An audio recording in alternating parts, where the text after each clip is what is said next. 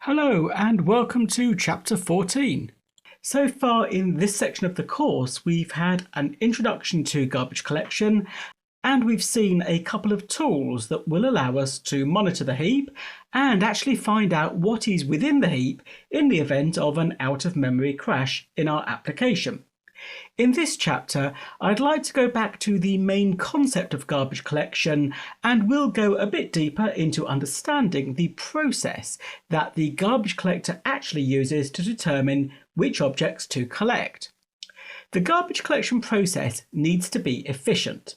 That's because while garbage collection takes place, some of your computer's CPU resources will be allocated to the garbage collection process. This means that there is less processing power available for your application while garbage collection is taking place. So the more efficient that garbage collection is, the lower the impact will be on your application.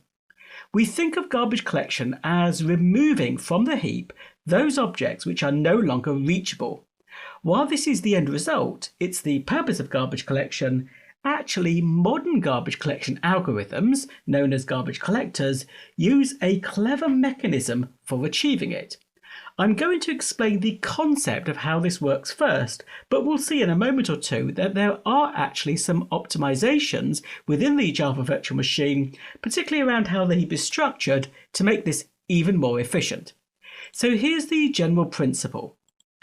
Rather than searching for all the objects to remove, instead, the garbage collector looks for all of the objects that need to be retained, and it rescues them.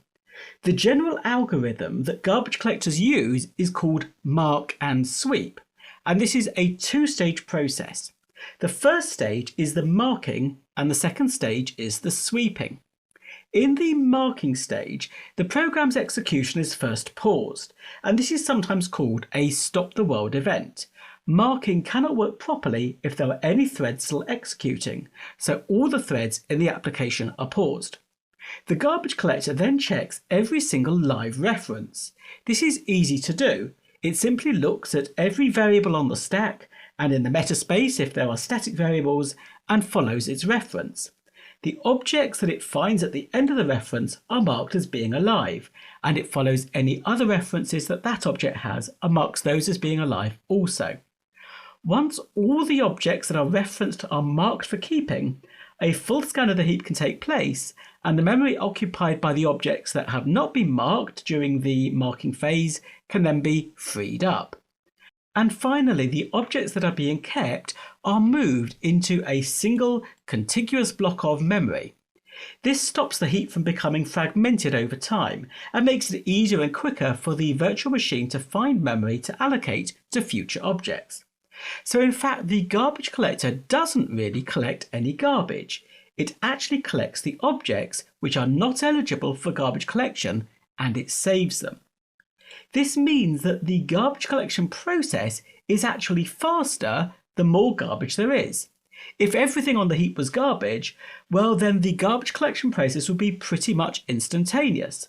The marking phase would take no time at all, there would be little if anything to mark, and so there's nothing to retain, almost all the heap can just be disposed of. So this is the basic process that modern garbage collectors follow, but it's not the full story.